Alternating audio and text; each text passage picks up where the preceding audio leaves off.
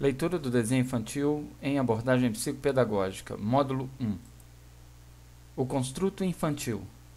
A palavra construto significa o conjunto de habilidades ou conhecimentos que podem ser argumentados ou teoricamente justificados como esperados. O construto infantil pode ser tanto o modus operandi da criança, quanto sua interpretação sobre qualquer coisa que exista no mundo real ou no campo de sua vasta e fértil imaginação. Assim, desde a expressão corporal involuntária, passando pela expressão voluntária consciente ou inconsciente, até o amigo imaginário, externam bem o que é, objetivamente, o construto infantil. O construto é produto psíquico e sua materialização se dá por intermédio de representações no mundo real, como a dança, as brincadeiras e, com certeza, também o desenho. O construto infantil, ele é, por assim dizer, uma matéria-prima e tem origem concomitante às formações das estruturas neuronais, dando início ao que Freud chamou de psiquismo. Quando o psiquismo mais arcaico entra em dinâmica com o psiquismo mais contemporâneo, tanto na criança quanto no adulto, então o segundo exercerá pressão ao primeiro, cuja continuidade de interação dará formato ao que Freud chamou de superego ou ego moral na criança.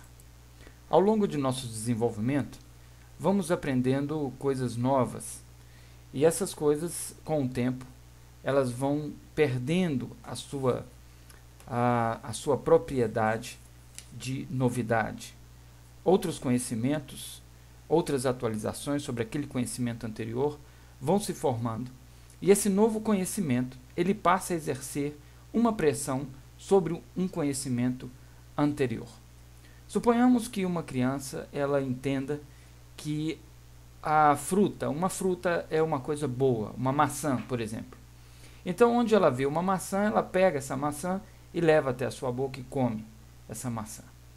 Mais adiante um pouco, ela vai aprender que não se pode pegar uma maçã em qualquer lugar. Então, a maçã é boa, é uma fruta, ela precisa ser comida, ela é boa de ser comida, ela é saudável, ela é necessária. Entretanto, não é de qualquer lugar que essa criança poderá obter essa maçã. Não só o lugar, mas também a forma como ela obteve essa maçã. Então ela vai aprender que para ter acesso àquilo que ela gosta de ter, aquilo que ela quer ter, ela precisa obter de fontes lícitas, de locais lícitos e de uma forma lícita, para que aquele ato de comer a maçã seja um ato íntegro, seja um ato de uma forma completa e não apenas obtendo de qualquer jeito para poder saciar a sua vontade e o seu desejo. É assim que a criança faz a sua atualização de conhecimento. Um conhecimento anterior, ele sempre fica submisso a um conhecimento posterior. Ainda sobre o construto infantil, vamos estudar agora como ele se forma, o que ele se forma, em que ele se transforma. E é claro, neste mundo infantil, o imaginário tem uma importância fundamental. O imaginário da criança é a sede de seus construtos. Estes não têm limites, ordem, formas, cores ou qualquer característica que o distinga de qualquer outra coisa. Pode parecer com tudo e pode não parecer com nada. É neste momento que, ao desenhar, a criança faz o papel de intérprete de seu próprio psiquismo. Ela transformará um nada em alguma coisa, geralmente um desenho. Desta arte, o desenho é a criação do Criador. É a luz das cores lançadas sobre a penumbra do subconsciente. É a própria definição do autor daquilo que não consegue ou não pode entender. É a tácita percepção daquilo que se imagina ser e o afirma convicto ser o que diz ser. Portanto, a criança ela faz os seus rabiscos, mas aquilo não são meros rabiscos.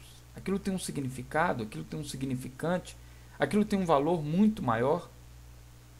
A criança faz um risco e diz que tal risco é Deus.